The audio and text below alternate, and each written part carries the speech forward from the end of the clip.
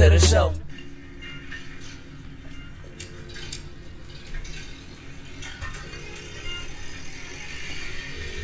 What you do?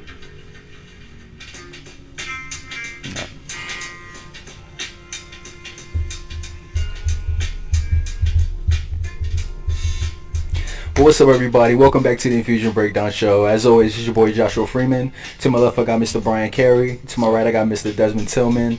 How you guys doing? Guys good? You hear this music, bro? Yeah. Hold on, let me like. You hear that saxophone? I don't hear anything. That was like the second instrument I learned how to play. Because the first instrument I learned how to play was the cello. You know how usually people first instrument is like the recorder or some shit like that. Hot cross buns. Yeah. Yo, last time I went home, like a few weeks ago, my sister found her recorder and played that damn thing.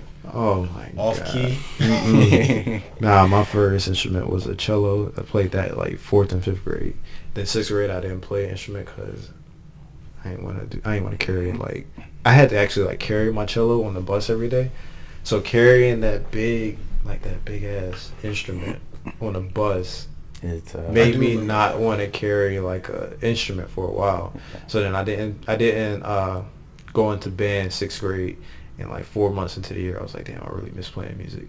So then I started taking saxophone lessons at Music and Arts, and then I went on in 7th grade and played all the way up to 10th grade, I think. But yeah, but basically the question we have for today is, news outlets are a private entity, right? Like Shade Room, CNN, ABC, all of those are private entities, right? So the question I want to ask is, how do we hold our information providers more accountable? How do you guys think? I don't know, man. I don't know if there's a way to hold them more accountable, because they realize, and I feel like just because based off of the the economy we have, like you're not going to satisfy everybody. And I feel like even though some people are like really dissatisfied with the content and the quality that they are producing, are they satisfied with the content for the right reasons though? Because it's because some are satisfied because they're being misled, while others are satisfied like biased. Some people don't think they're being misled though. That's what I'm saying. Like some people like see it as like, shitty quality, not correct. Some people actually like, the one thing that I genuinely hate is like when I go on a CNN post on Facebook and it's nothing but people praising Donald Trump or intentionally trying to spark a political like debate based off of what CNN is saying versus what they think is correct. Right. Like there's always going to be right and left based off of news outlets. So like, TMZ, for example, I mean, there's not much you can say about them. What do you mean exactly? Like, I mean, what do they cover? Celebrity gossip? Yeah. Nobody cares. Stuff does not. I mean, people care. I'm about to say, who cares? Nobody. My mom cares. I mean, people care, but it's like, it's not anything of Nothing value. import. Like what you see on TMZ is like, it's cool. I hate TMZ. I hate TMZ so bro, much. I hate it too. But it's like you see it in the moment and it's cool in the moment, but you don't remember it. I don't think it's cool, to be honest with you. I think it's to be a celebrity that it would be annoying to like paparazzi is one thing, but the fact that they're just trying to get dirt on you basically, and it's wild. And I guess if you want to say what they can do better is instead of getting the dirt, focusing on the praise. But if you focus on nothing but praise, people get tired of it. People, if you got to think about it, exactly. When you look at what is it called? When you look at these TV series, what sparks viewer interest? TV series like what? Like anything on TV. What sparks viewer interest? What sparks viewer? Exactly. News is no different. Yeah. Like if you're watching, trust me, I'll be at work and I'll be like at a client's house at work and they be having news on. Yeah. It's nothing but bad news. Exactly. I'm just like Jesus, why do people watch this? Reactions. And I understand why. Like how your parents would be like, oh, make sure you lock the door. My parents were like, make sure you lock the door. Like somebody gonna come in the house. I'm just like, nobody's gonna come into this house. Trust me. But they watch the news all the time. Wavy 16 always talking about burglaries. Yeah, 16 burglaries in Norfolk or something. It's not always the news though. Like there's like forums. I think there's there's this forum, neighbor next door, something like that. I don't think I've heard of that. There's a form like for people that live in certain certain neighborhoods. It's called Next Door. It's like and it's broken down in like groups of people who live in like certain neighborhoods. So just imagine like anytime somebody's car is broken into, they're going onto Nextdoor knowing that hundreds of other people that live in the neighborhood are checking Nextdoor because it gives you real-time information rather than trying to report something to the news and hoping that it, catches somebody's eye. Then you got to think of how much paranoia that one thing happened to somebody that lives 5 doors down from you isn't going to happen to you. Because forums, are just subdivisions of news. They're just not necessarily like regulated per se. Yeah, that's the primary difference. Yeah. I feel like in order to hold them more accountable, so with them being private entities themselves, you can't necessarily standardize. Like they have the right, if you were to open up your own like newsstand or your own magazine, you have the right to print what you want. We can't regulate that per se. But with it being business minded, they're looking ultimately for a return of profit. So by what you said is how they're trying to get people to react. Like conflict makes sales. Like controversy is money. So my immediate thoughts is to stop reacting, because anything you look at is just purely reaction driven. So like for example, I was at when I was at Planet Fitness, I was on the stair machine and I sat there and they had like the TVs across, hanging from the ceiling. Yeah, One Life now though, so we got the same thing. Yeah, okay. But I don't watch the TV at One Life. But thanks for throwing me off. You saw something? You saw something on the TV. Anyhow, I was on the Stairmaster and I saw nothing but CNN bashing like the Democrats, just continuously. That was the only thing that they were covering. CNN bashing the Democrats? CNN bashing Democrats. Is that what you're saying? Yeah. Oh, like after the the what was it called? The Town halls? The debate? Debates. Was after that? Because hearing that. CNN bashing Democrats doesn't sound... Because CNN is like Democrat, Fox News is Republican. Shit. Fox News. Oh, you saw it on Fox? Yeah, it was Fox. It was Fox. I don't really watch the news like that, but I do remember it was that one news station. I think it was bashing Fox. Democrats. It doesn't sound like Fox News. That's why I kept saying it. I was like, CNN? But yeah, to my point, like the news, it was extremely biased. It wasn't like they were presenting the facts. They would say like the Democrats said this and this is what they meant. Yeah. Versus just saying that Desmond said this X, Y, and Z. Or for example, like when I had that when you just corrected me just now about the news stations, Brian said CNN, and you asked me for clarification. CNN, like, are you sure? Yeah. So you did that versus like trying to interpret it yourself. So that's one of the things I'm really that kind of sways me away from the news. So I think another thing that we could do to force them to be more, or I guess for our own well-being, is to diversify ourselves. Because if you're only getting your news from one particular outlet, you're gonna be more prone to a more biased opinion.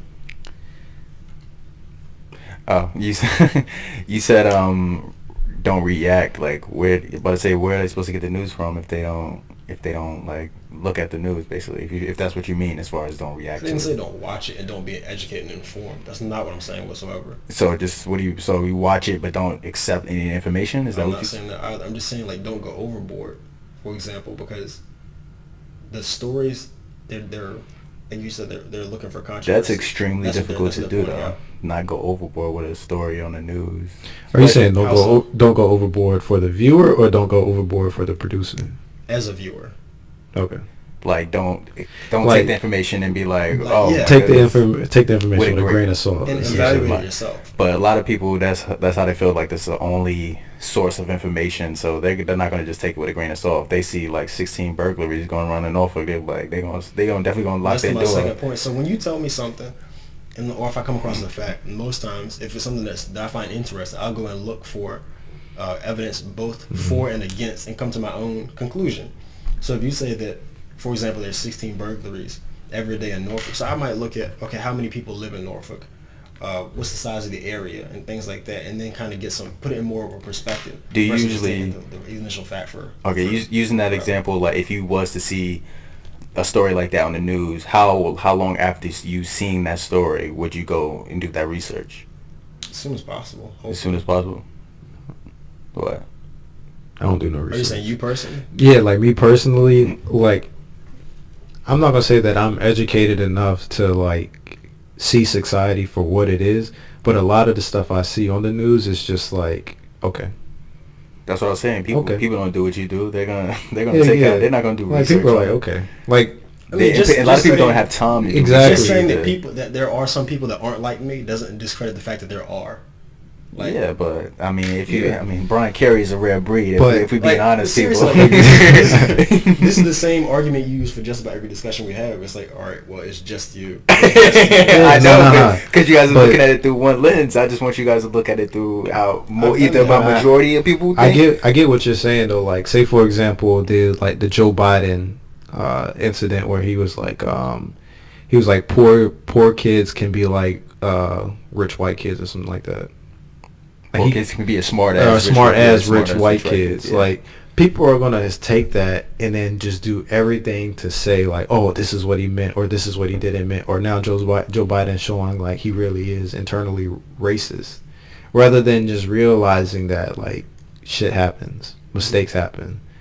And I feel like, we as like a society kind of like, and not to go too far off topic of like news, like we glorify people who have managed to live life different than the average person. So we have this label of perfection, and so we can't help but critique people we feel are better than us. Like, that's all it is at the end of the day. Like, you're not gonna, you might critique your neighbor a little bit, and that might be because you feel like you're better than them, or you might feel like, they're better than you. It's critiquing at the end of the day, rather than just looking at each other as equals. So I feel like kind of like where the overreacting comes from is just you thinking that somebody should have reacted in a way that you deem logical or just in a sense. in regards to public figures, a lot of people, like you said, they're judging. Yeah. They don't judge people who are like on the same plane as them. Yeah. So it comes from, I feel like, the fact that like their existence itself is judging you like internally. So you saying that they're at that level of status, so you're constantly looking for flaws because you feel like their existence is reflective of you. Exactly, and that just goes back then to like how we started off, where what TV series look for. They look for conflict. Like, of course there has to be the stories, but what keeps people watching is conflict and the magnitude of the conflict. Especially reality shows on like VH1, like Love reunion shows. How many high heels get thrown? Yeah. Love Like hip hop and all of that. I mean, yeah. I'm there for the story. Think No, you're not. Think about Obama. What Republicans hate so much about the Obama era was there was no conflict to stick to him.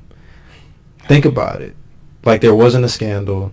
There might have been a few, military mishaps that should not have happened. But the biggest thing that Republicans throw at Obama is Obamacare.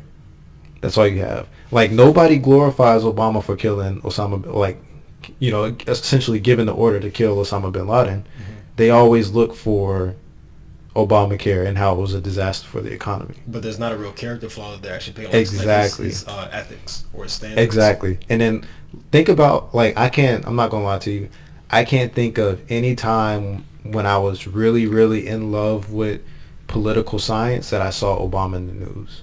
I think it was always congressional. CNN, for the most part, covered like a lot of congressional stuff, like congressional conflicts, whether it be House or Senate.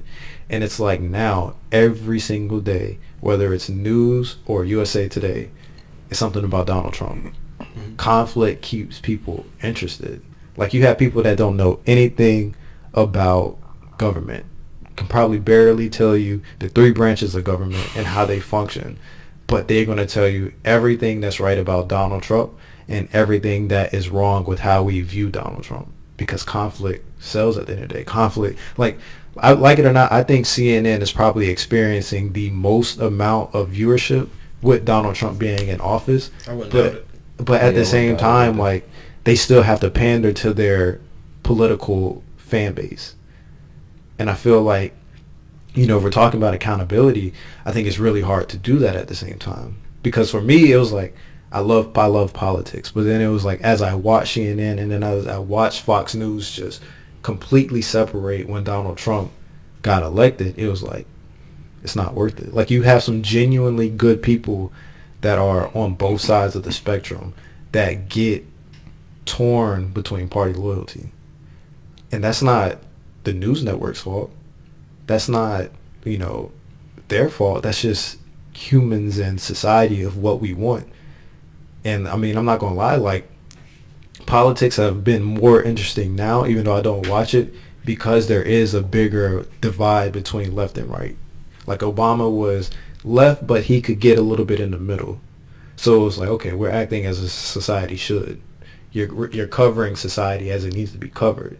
And now it's like, you know, you have your far lefters and then you have your far right extremists, and it's like there's no middle. There is no middle. And because there is no middle, it's constant conflict every single week about, you know, somebody saying something that might be a little bit racist, or somebody saying something that is, you know, blatantly racist. And then there's no actual coverage of what they're doing in their districts. Like if you actually sat here and pulled out what's the dude's name? Elijah Cummings. If you actually looked at what, you know, good he has done for Baltimore, you take your hat off to it. You know, based off of probably where Baltimore was at when he came into office versus where Baltimore is at now. But being since they're looking at like Baltimore, like, oh, high crime rate, a lot of minorities, why is it not fixed? Then you have Donald Trump spitting the rhetoric that he is. It just lights the fuel for more conflict. So like to sit here and say like accountability, I don't think you can have accountability in that aspect, because people are going to feed into it no matter what. And that's what's going to happen like generation by generation. Like if you think about even back to middle school, everybody was in conflict for some reason. It was something to talk about. If you stayed to yourself, then you might have been like part of the cool crowd, but generally the people that were in the cool crowd were in the cool crowd because they had some form of conflict surrounding them. There was an attraction, an aura of some sort. Like for us, like logically speaking, like, oh, that doesn't make any sense. But then you kind of look at the people that do have like a plethora of friends, like they're not really friends. They're attracted to what comes with you. Yeah, I guess. Yeah. Have you ever thought about that? No. Like a lot of the popular people in school, like, yeah, granted you have like the people that are really just good at like being an athlete or whatever. But just think about how many times you actually talked about the good that the athletes did versus like the drama that was going on between two girls or two guys, or, you know, girls. I think and it's, guys, like What that. you're saying is absolutely right. I think a part of it is drama, yeah, but a lot of it is like looks and that too. I mean, you're not gonna ugly girl. She might be on the cheerleading team, but if she got drama, but she's still ugly. I mean, I don't know if I'm gonna deal with her. But You don't gotta deal with a cute her. girl with a fat ass. I mean, because I could think of at least 5 girls in my head that is probably in that spectrum. It's like cute with a girl with a fat ass. She had drama, but hey, she's in the popular because she has the fat ass, and not. I'm just thinking about the drama part. That's all. Yeah, no, I got you. But yeah. So what were you trying to get at? No, I was just I wasn't to get out anyway. I agree with him, but okay. I don't think we can hold them accountable though. I don't think. Yeah. Like I think that's defeating yourself without even trying. As far as not trying to hold them accountable. Yeah. Like by educating yourself, and if we collectively did that, I feel like we could make a difference. Yeah. Of course, you can say that, oh, people aren't going to do it. People aren't going to do that. Of course, fucking not. I mean, we haven't even tried it. But come on now. I hate when people try to, they shoot down solutions before they even try it. Yeah. It's like, I'm coming up with ideas, and I'm ready to act on it, but everybody else is saying, you can't do that. So I will always acknowledge that a person can do something, because I do believe deep down that a person can do anything they really want to. I do believe that if they have, within their physical abilities, of course, I do believe that. But as far as if they will, that's completely something different, because people's brains are how they work. I can, but I will always acknowledge, yes, you can do something. We do have the capacity. Yeah, you can do anything you want to do. That's what I always say. It's like I can't do it. Like, you can do anything you put your mind to be honest with you. It's like whether you are going to do it, that's something totally different. That's how I always look at it, though. It's all about how important you weigh things. Yeah. But yeah. Anything else you guys want to talk about as far as this topic? As far as the news in the Shade Room? Do you guys like the Shade Room? Absolutely not. Bro, they popping on Instagram though. Yo, I see somebody share a Shade Room post literally every day. Well, every day. Yeah. Do you remember when TMZ went offline? When I told you about Fabulous? They went offline. Yeah. So What do you mean offline? Like they deleted their IG account. Oh, I didn't know they did that. Yeah. Still? Nah, it was up soon after, but they deleted almost immediately. Oh, and they did that because of Fabulous? Yeah. Oh, I didn't he know said that. he had lawyers because the stories they were perpetuating. Did you hear about that? Nah. How they said that he was on a lunch date with this woman. Oh. It was over a picture, and he was meeting with a teacher Somebody to did implement that. a program in like the communities and the schools. Yeah, Somebody did this. And so Same thing to Carmelo. They got the picture and ran with the story, and they didn't verify it. They put stories up saying that him and Emily had split and everything. And so when you're doing things and misinforming people, and you're affecting people's families and livelihood, like you should be held accountable. And they deleted their IG. True.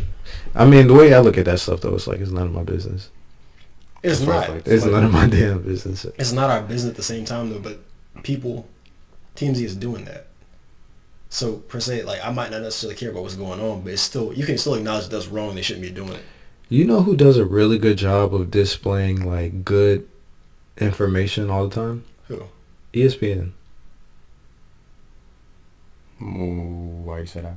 Well, I mean, think about how many times like on like if I always get my like I ain't even gonna call it a test sample, but like the people that are complaining about continuous content that doesn't necessarily warrant like conflict. Like think about when LeBron opened up that I Promise school and how much ESPN covered it. There were people like under the comments saying, "Oh well, why if he makes so much money, why isn't he funding the school all by himself?" Like ESPN does like a really good job of providing content that is right at the point where people can think for themselves, but also gives you all the information you need at the same time. Like in the article, you know, it is saying like, oh, like all the people that help fund and build the school. Mm-hmm. It's also saying what part LeBron played in, like, you know, essentially breaking the what is it when you begin building on probably breaking the ground or something like that. Sure. Breakthrough. No. Like, you know, when you start like the build, like every time they build a new stadium, and like the groundbreaking event. I'm not sure. Like homecoming. No. Big what you think You you talk talk about about? Yeah, it's like what you talk about. Because like the Warriors did it when they broke ground. When they broke ground is like when they first started building. Yeah. Like you talk about all. Okay. So I mean, it's like they do a good job of giving good information, and it's not limited to just the star athletes either. It's like anybody. And then even though like those type of posts, they come frequently. Like ESPN will post a lot of the same stuff like numerous times throughout the day. But then even if you watch like a baseball game and you know, a pitcher throws a temper tantrum. Like last week, a baseball player threw the ball from the mound over the outfield wall because he was getting taken out of the game. And you would just sit here and think about like, damn, he got a strong arm. Like he was that mad. But then you also see the manager come in and, you know, tell him to like go to the dugout. Like what the fuck is wrong? Yeah, like you see that as well. Like it's not just like, damn, he's so pissed off, he's acting like a child. You see like somebody actually come in and discipline him on the spot and then send him back to where he belongs. Like at the end of the day, that's still like it's conflict in a way, but it's good measures in seeing how a manager reacts in that moment rather than like celebrating somebody for having an attitude. Like even like the broadcasters, like they don't overreact. Yeah. Well, I mean, I feel like they're kind of trained to not overreact, though. Really. But even then, that's a really interesting point you bring up. How the sports outlet they do a better job. They don't cover the same topics, of course, but they do a better job presenting objective facts, and you can see and deduce from it what you want. Exactly. And I mean, you know, for granted, like they're going to show the hockey fights, they're going to show like the NBA brawls and stuff like that. But they also show the 3-pointer that won the game. Yeah, exactly. Like they're going to show you the whole thing and not just the ugly moment. And that's what we need. That's all I was getting at by saying, like, just diversify yourself, because if you're looking at one outlet, you're just going to be exposed to that one viewpoint. That's like the advantage of having like two parents is, okay, you might learn a little bit from your mother, learn a little bit from your father, and you can piece it together for yourself. Yeah, I actually just had a talk about that with one of my family friends yesterday. How my mom is like very, very big on education, and my dad is like the economical, like hard worker. Mm-hmm. Like it's a good balance. But yeah, man, we gonna wrap this episode up though. But you have a do you have an album of the week for us? Yeah. So, over the past 2 months, y'all know I've been on my little hiatus. So, I've actually been listening to music that, and you guys heard it when we started the podcast today. It's not necessarily like rap or anything, but it's more or less like instrumentals. And there is this artist group, whatever you want to be called. It's called Leave, and it's Leavv, and they have like it's like an old school rap genre, and they have a little album called Mind Garden, and then there's also another album that they have called Essence. And, you know, it's really one of those things where like if you're working a 9 to 5 and you kind of in your own, you want to get in your own workspace or your own headspace, it's a really good type of album or genre to listen to keep you focused. So check them out. But yeah, you heard it here, folks, though. But what do you guys think of the topics we discussed, though? How would you hold the information more accountable? Like, how would you? How you gonna hold us more accountable for our content we put out to y'all? Unsubscribe. That's yo, really? That's how. But thank you guys for tuning in, though. I subscribe. Yeah, we'll see you guys next time. Peace. Welcome to the show. Go and take a seat. Let's talk about the world while taking a sip of tea. A bunch of brothers come together. That's something we love to see. The company can't get no better. We come from running the streets, but we here now. The vibes all good. We survived. We gon' try and show the world inside the minds of some visionary brothers. We only got each other. We don't support each other. Ain't nobody gonna love us. We can talk about the violence, the silence, the Mayans, the stake that the minds in the science, defiance, living and dying and laughing and crying, pure bliss and heartache and quitting and trying. That's real from the heart, truth in the heart. To come up in the future, we just gotta play our part. Can we handle that? Let them tear us apart. Infusion breakdown show. Go and talk about your thought.